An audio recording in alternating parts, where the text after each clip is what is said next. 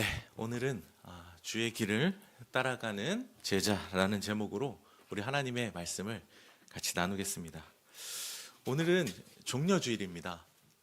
종려주일은 예수님께서 예루살렘으로 입성하실 때 종려나무 가지를 흔들고 사람들이 예수님을 막 환호했던 것을 기념하는 주일이죠.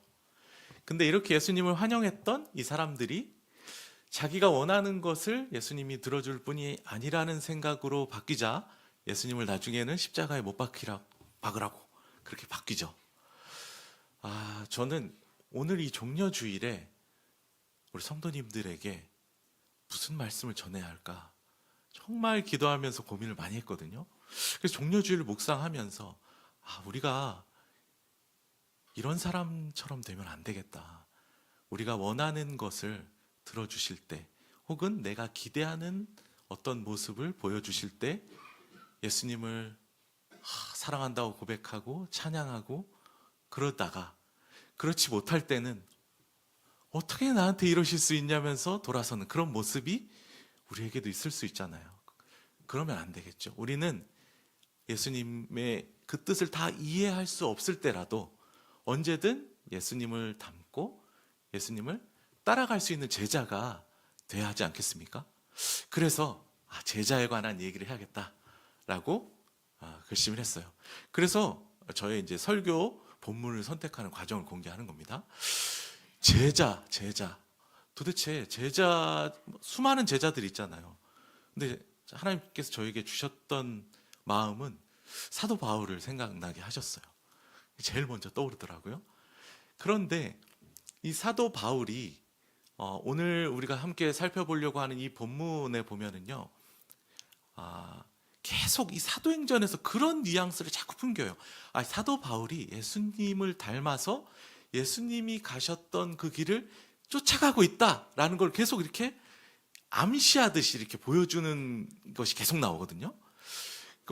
보면 예수님은 예루살렘, 우리를 위해 십자가에 달려 죽으시기 위해 예루살렘으로 입성하시잖아요. 바울은요, 로마까지 가기 위해서 이제 예루살렘으로 가야 하는 사명을 성령을 통해 받았어요. 그래서 이제 예루살렘까지 가는 여정 중에 있는 그 한 부분을 오늘 본문으로 삼아서 이제 그 안에서 뭔가 예수님을 닮은 모습으로 따라가고 있는 제자 바울의 모습을 보면서 우리도 예수님 걸어가신 길을 따라가는 제자잖아요. 그 안에서 좀 인사이트를 얻고 교훈을 얻어서 우리도 예수님 걸어가신 그 길을 따라가는 제자가 되면 좋겠다. 그래서 이 본문을 선택했습니다. 오늘 본문 말씀을 보겠습니다. 1절 말씀에 보면은요, 소요가 그침에 라고 되어 있어요. 일단 소요가 있었대요. 소동이 있었다는 겁니다. 오늘 본문 20장 앞에 19장에는 이런 일이 있었어요. 그 에베소에서 아데미 여신의 그 신상을 섬기는 그 신전의 모형을 만드는 은세공업자 데메드리오라는 사람과 그 직공들이 있었거든요. 그 사람들은 그 신전 모형을 만들어서 사람들한테 팔아서 돈을 많이 벌어가지고 잘 먹고 잘 살고 있었어요.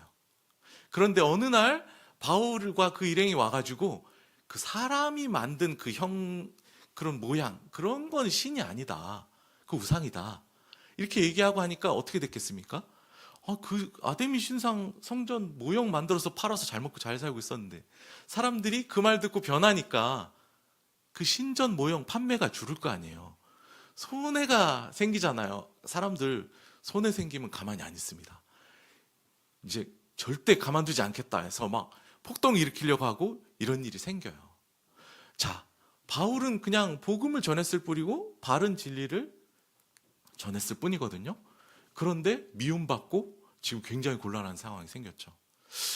우리 인생도 마찬가지인 것 같아요. 우리가 복음을 전하고 또 잘 살려고, 예수님 제자답게 잘 살려고 하면 꼭 이런 고난이 생겨요. 기억하시기 바랍니다. 예수 믿는 제자는 무조건 고난이 옵니다. 왜 이런 고난이 왔냐라고 생각하고 이상하게 여기지 마시고 그냥 무조건 온다라고 생각하시면 됩니다. 자, 그런데 그것만 기억하실 게 아니라 그것을 기억하시면서 한 가지 같이 기억하실 게 있어요. 뭐냐면요, 그 고난의 상황을 잠잠하게 하시고 그치게 하시는 주님이 계시다는 것.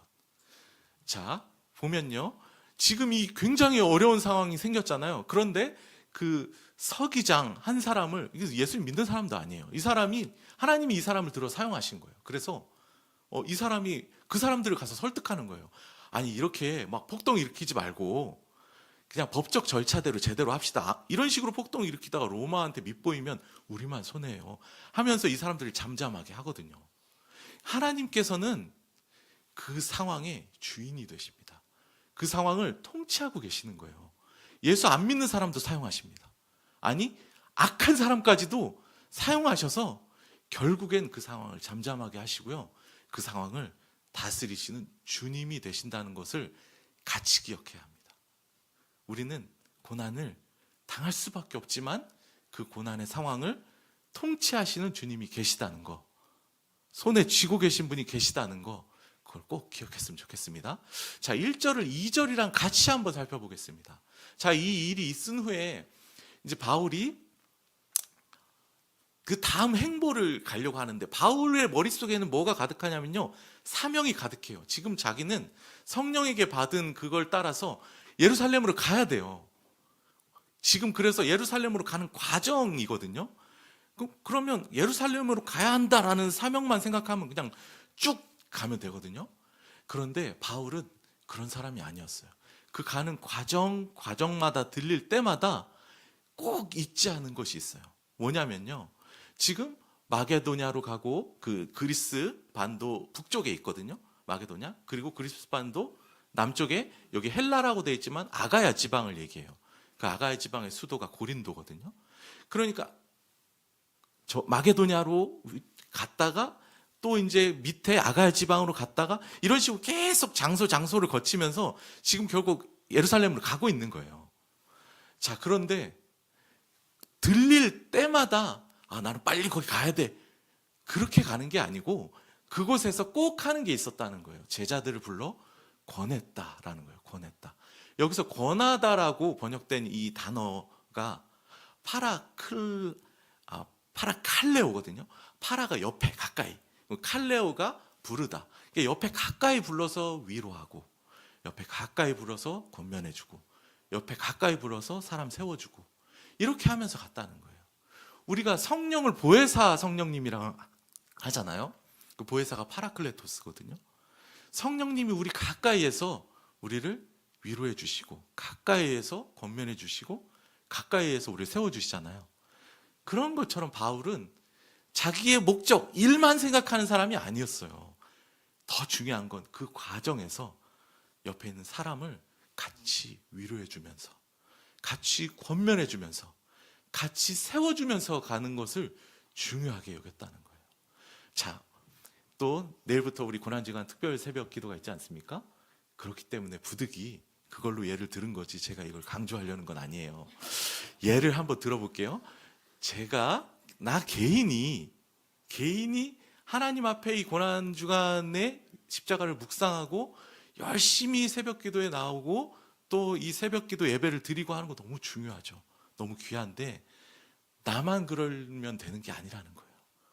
옆에 있는 사람도 좀 위로해서, 잘 권면해서, 잘 세워줘서 그 사람도 이 고난주간에 예수님 묵상할 수 있도록, 그 사람도 고난주간 이 특세 같이 좀 은혜 받을 수 있게 그렇게 좀 해주면서 가자는 거예요. 제자는 그렇게 하면서 가야 하는 사람이라는 것을 꼭 기억하시면 좋겠습니다. 네, 3절 말씀 보겠습니다. 이제 예수 믿고 이 사명을 따라 길을 가고 있으면 모든 일이 좀 잘 풀렸으면 좋겠어요. 그런데 지금 이제 남쪽, 그리스 반도 남쪽 헬라 아가야 지방까지 왔잖아요. 이제 다음으로는 그 안디옥 교회가 있는 수리아로 이제 가려고 해요. 그런데 유대인들이 자기를 해치려고 공모함으로 자기를 해치려고 하는 사람들이 있다는 걸 알게 됐어요. 그래서 이제 원래 예정대로 갈 수가 없게 됐어요. 길이 막힌 거죠. 그래서 지금 어디에서 내려왔어요? 위쪽 마게도니아에서 내려왔잖아요. 근데 다시 그걸로 돌아가야만 하는 상황이 생겼어요. 이걸 보면서 저도 이게 인생으로 자꾸 대입해서 생각이 드는 거예요. 우리 인생도 그렇지 않습니까? 열심히 무언가를 해서 가고 있는데 길이 막혀요. 나 예수 잘 믿고 내가 뭔가 죄를 지어서 길이 막히면 모르겠는데 열심히 잘 신앙생활 하면서 살고 있는데 인생의 길이 막혀서 그냥 원점으로 돌아가 버렸어요. 그리고 원점으로 다시 돌아가서 다시 새로운 길을 찾아야 되는 일이 생겼단 말이에요. 우리 인생에도 그런 일들이 생길 수 있다는 겁니다. 당황하지 마시고요. 자, 그때 우리는 어떻게 해야 하는가? 힘이 쭉 빠지겠죠. 우리는 어떻게 힘을 얻을 수 있을까요? 4절 말씀 보겠습니다. 동역자가 있기 때문에 힘을 얻을 수 있는 겁니다. 바울은 함께 이 길을 걸어가는 사람들이 있었어요. 그렇기 때문에 새로 힘을 낼 수 있었던 거예요. 힘 빠지지 않고. 지금 여기에 이방 지역 4개 지역에 7명의 사람들이, 동역자들이 기록이 되어 있거든요. 이 사람들 때문에 바울은 이제 힘을 얻고 위로를 얻을 수 있었을 거예요. 기뻐할 수 있었을 거예요. 2가지 기쁨이 있었을 거라고 저는 생각해요. 그냥 혼자 가는 게 아니라 이 동역자들과 함께 간다라는 것이 일단 그것이 첫 번째 기쁨이었을 거고요. 2번째 기쁨은 뭐냐면요, 이들과 함께 감으로 인해서 말씀이 성취되는 기쁨을 누릴 수 있게 되는 기쁨을 누렸을 거라고 생각해요. 이게 무슨 소리냐면요, 구약시대에 보면요, 이 세상의 마지막 종말의 때가 되면은요, 이방 지역에 있는 사람들이 예물을 가지고 예루살렘으로 이렇게 순례를 오게 될 거라는 그 종말론적인 순례, 그것에 대한 예언이 있었거든요. 마치 지금 그 말씀의 예언이 실현되는 것 같은 그런 모습인 거예요. 왜냐하면 지금 이 바울과 이 7명의 사람들은 각 지역에 바울이 전한 복음을 전해서 각 지역에 교회가 생겨서 그 교회들의 이제 대표자들 격이거든요. 근데 지금 예루살렘 왜 가려고 하냐면 예루살렘이 기근으로 지금 굉장히 어려움에 빠졌기 때문에 헌금을 모아서 가는 거예요. 도와주려고. 자, 그런데 지금 봐보세요. 이 4개 지역은 다 이방 지역이잖아요. 그렇죠? 그 이 4개 지역에 이 이방인들 7명, 7이란 숫자는 무슨 숫자라고 했죠? 완전함을 상징하는 숫자라고 했어요. 그러니까 이 모든 이방을 상징하는 듯한 이 7명의 이방 대표자들이 뭔가 예물처럼 헌금을 모아가지고 예루살렘으로 가고 있죠. 마지막 때에 모든 이방에서 순례자들이 예물을 들고 예루살렘으로 오게 될 것이라는 말씀이 성취되는 것 같은 일이 벌어지고 있는 거거든요. 그러니까 무슨 얘기를 하고 싶으냐면요, 동역자들과 함께 갈 때 이 말씀이 성취되는 기쁨도 같이 누릴 수 있다라는 거예요. 우리도 마찬가지예요. 우리가 함께 가면요, 그 자체로 기쁜 거예요. 혼자 갈 때보다.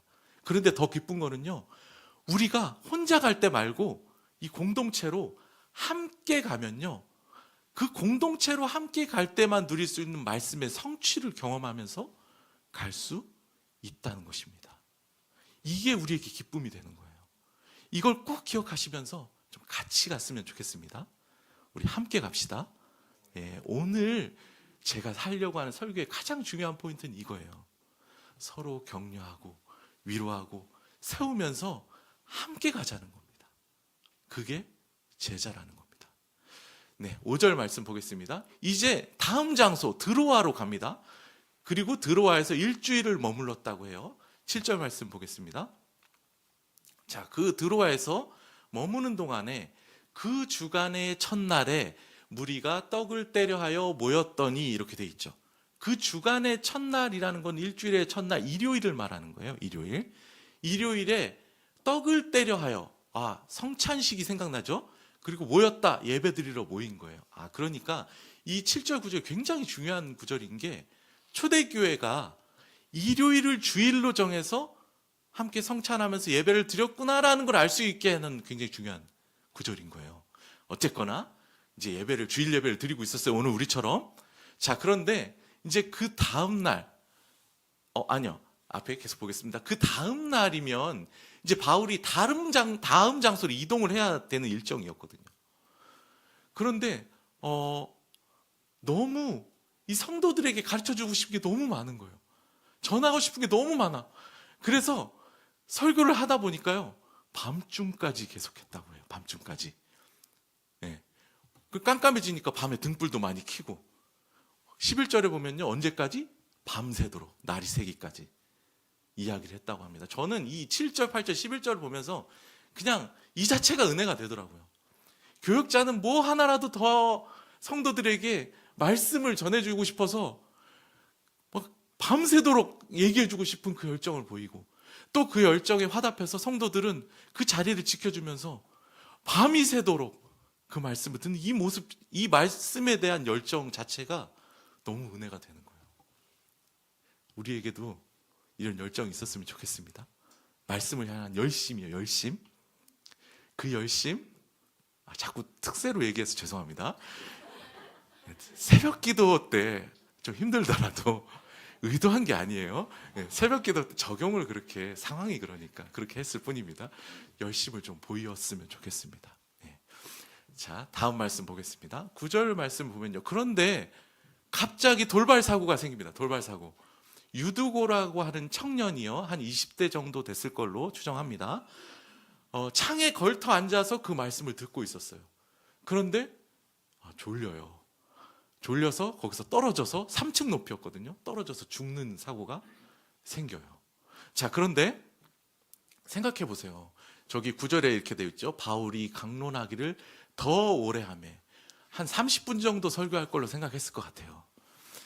근데 3시간도 넘는 것 같고 막 너무 길어지잖아요.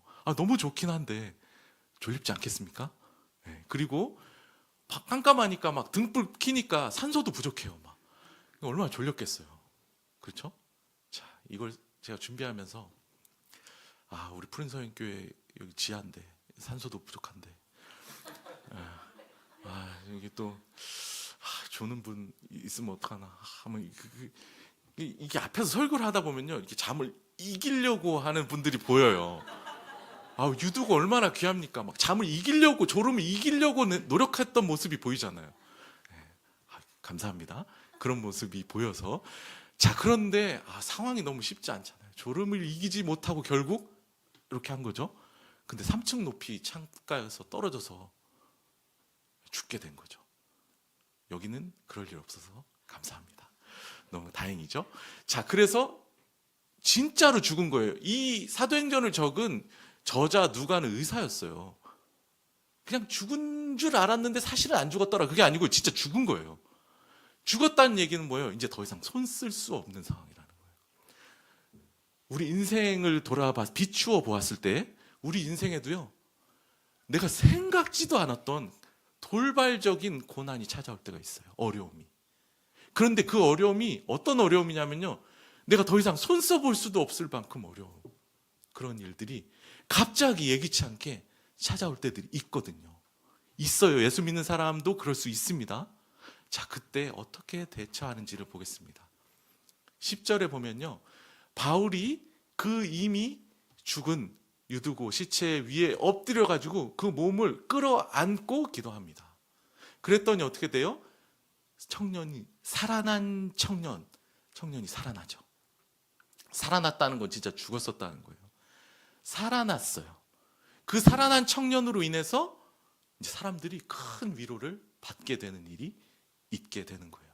그런데 제가 처음 오늘 설교 시작할 때 바울이 예수님이 걸어가신 그 길을 따라가는 것 같은 뉘앙스를 계속 풍긴다고 했었잖아요.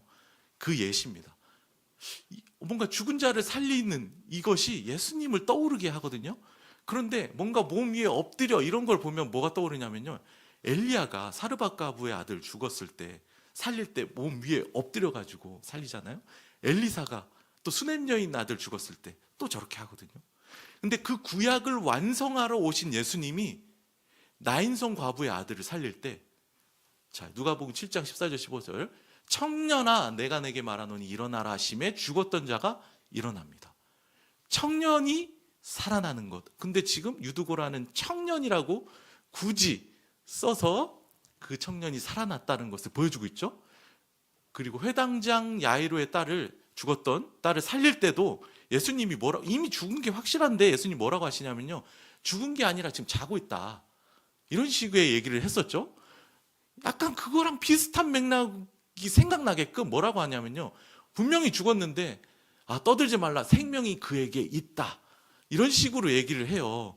그러니까 무슨 얘기를 하고 싶은 거냐면요, 마치 예수님 코스프레 하듯이 예수님 닮은 모습이 나타난다는 거예요. 그리고 예수님이 걸어가신 길을 따라가고 있다는 거예요. 누가요? 바울이. 그래서 제자라는 겁니다. 그런데 지금 그럼 우리는 어떤 사람들입니까? 우리도 예수님 닮아야 되고 예수님 따라가야 하는 제자들이잖아요. 그러면 예수님을 이렇게 잘 따라갔던 제자의 모습을 보였던 바울의 모습을 통해서 교훈을 얻어야겠죠. 바울이 지금 어떻게 했냐면요, 그 문제의 그 핵심을 끌어안고 기도해요. 끌어안고. 저는 그렇게 생각을 해봤어요. 우리에게 갑자기 찾아온, 예기치 않게 찾아오는 삶의 고난과 어려움, 근데 내가 어떻게 손 써볼 수도 없이 큰 어려움, 그 어려움이 너무 손 써볼 수도 없은 큰 어려움일 때는 우리가 어떤 마음이 드냐면요, 회피하고 싶어요. 피하고 싶거든요. 그런데 그러시면 안 됩니다. 그 문제를 끌어안고 기도하셔야 됩니다. 끌어안고 기도한다는 건 무슨 의미냐면요, 고난을, 그 어려움을 끌어안고 기도한다는 것은 끌어안고 그 고난을 직접 받으면서 견뎌내면서 기도하는 거예요. 네. 그때 우리 주님께서 놀라운 일을 행하실 겁니다. 왜 그 고난을 주셨는지 그 이유를 알게 되는 놀라운 일을 하실 거기 때문에 회피하지 마시고 문제를 끌어안고 그 고난을 당하면서 견뎌내면서 끌어안고 기도하시는 성도님들 되시길 바랍니다. 주님의 놀라운 역사를 경험하게 되실 줄로 믿습니다. 이제 오늘 마지막 말씀입니다. 13절 말씀인데요, 이제 유두고를 살리는 큰 기적이 일어났잖아요. 큰 은혜를 경험했어요. 자, 그러면 이제 그 일정을 마치고 다음으로 이제 계속 예루살렘으로 가는 과정이에요. 앗소라는 곳으로 가는데 바울이 다른 일행들은 배를 타고 먼저 보내요. 자기는 걸어가겠다고 그래요. 혼자. 근데 이걸 보면 또 하나 떠오르셔야 돼요.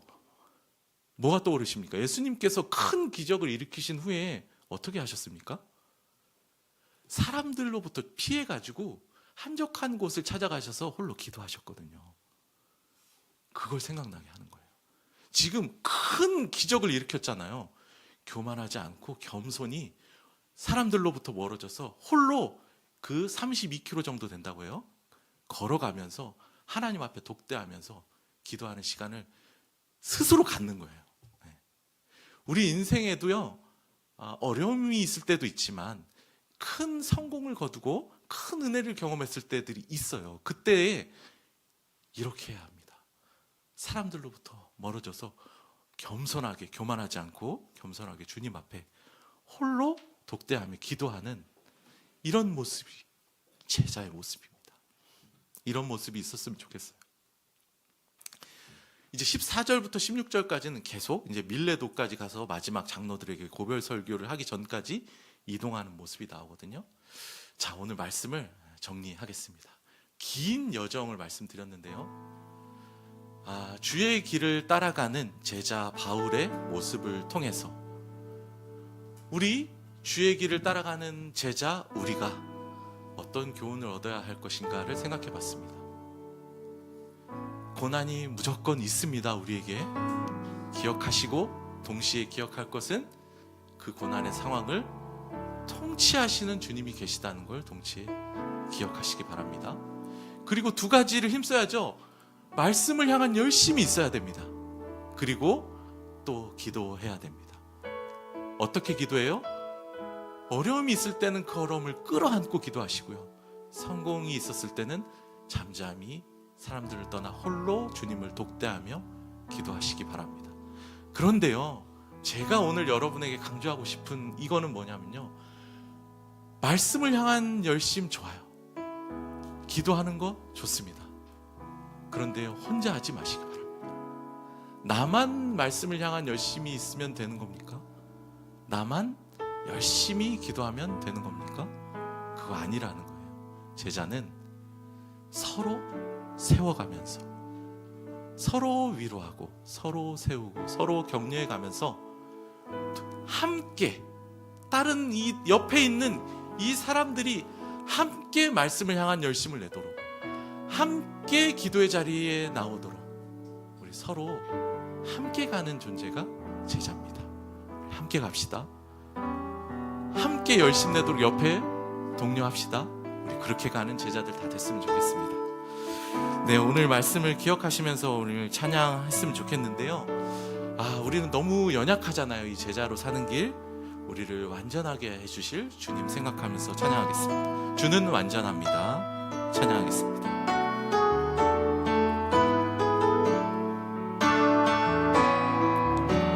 주여, 우린 연약합니다. 우린 오늘을 힘겨워합니다. 주 뜻 이루며 살기에 부족합니다. 우린 연약합니다. 주여, 우린 넘어집니다. 주여, 우린 넘어집니다. 오늘 하루 또 실수합니다. 주의 긍휼을 구하는 죄인입니다. 우리 주만 바라봅니다. 한없는 주님의 은혜 온 세상 위에 넘칩니다.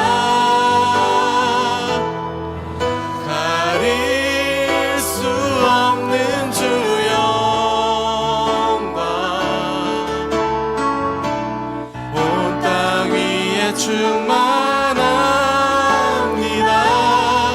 주님만이 길이오니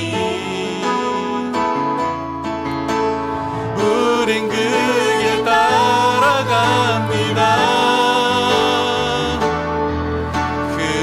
그날에 우릴 이루신 주는 완전합니다. 주님만이 길이오니, 주님만이 길이오니 우린 그 길 따라갑니다.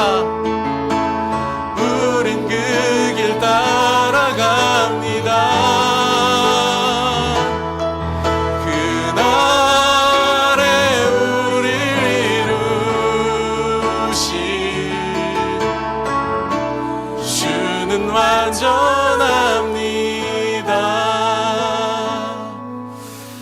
오늘 말씀을 기억하시면서 기도하겠습니다. 주님 걸어가신 길을 따라가는 제자가 되기를 원합니다. 제자답게 살 때 우리에게 고난과 어려움이 있을 것이지만 모든 상황을 주관하고 통치하시는 주님이 계심을 믿습니다. 말씀에 대한 열심을 가지고 살도록 열정을 주시옵소서. 어려울 때 어려움을 회피하지 않고 끌어안고 기도하며 큰 은혜를 경험했을 때 주님처럼 겸손히 홀로 기도하게 하여 주시옵소서. 무엇보다 서로를 위로하고 격려하고 세워가면서 이 길을 동역자와 함께 걸어가는 제자가 되게 하여 주시옵소서. 오늘 들었던 말씀을 기억하시면서 이 시간에 우리 주님의 이름 한번 부르고 함께 기도하겠습니다. 주여, 아버지 하나님, 우리 믿는 이들도 참으로 삶 가운데 반드시 어려움이 있고 고난이 있을 것임을 말씀하셨습니다. 이것을 이상히 여기지 말라 말씀하셨습니다. 하지만 고난이 있을 것이지만 그 고난의 상황을 통치하시고 반드시 잠잠케 하실 주님이 계시다는 것도 잊지 않게 하여 주시옵소서. 우리가 정말로 말씀을 향한 열심을 낼 수 있게 도와주시고, 아버지 하나님, 어려움이 있을 때 그 어려움을 끌어안고 기도하는 자가 되게 하시며, 아버지 하나님, 큰 성공과 은혜를 경험하였을 때 그 은혜를 아버지 하나님 앞에 단독으로 사람들로부터 멀어져서 겸손하게 주님 앞에 독대하며 기도할 수 있는 우리가 되도록 은혜 더하여 주시옵소서. 아버지 하나님, 그러나 이 모든 열심과 열정 나 혼자 내지 아니하고 옆에 있는 함께 묶어주신 이 동역자들, 성도들을 서로 위로하고 격려하고 권면하고 세워가면서 함께 걸어갈 수 있는 제자들이 되게 하여 주시옵소서. 아버지 하나님, 그리할 때, 이 공동체로 함께 나아갈 때 주님의 말씀이 성취되어지는 것을 우리 공동체가 함께 목도하게 될 것임을 믿습니다. 아버지 하나님, 함께 걸어가는 제자들이 되게 하여 주시옵소서. 사랑의 하나님, 오늘 사도행전 말씀을 통해서 우리가 주님의 제자로서 주님을 따라서 어떻게 살아가야 할지를 가르쳐 주시니 감사합니다.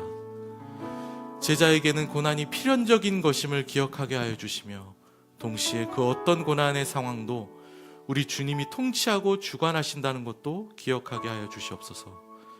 말씀을 향한 열심을 가질 수 있도록 우리에게 열정을 주시옵고, 어려움을 회피하지 않고 끌어안으며 기도의 자리로 나아갈 수 있는 믿음을 주시옵시며, 큰 은혜를 경험했을 때는 교만하지 않고 겸손히 홀로 주님 앞에 기도하는 자리로 나아가는 은혜를 주시옵소서.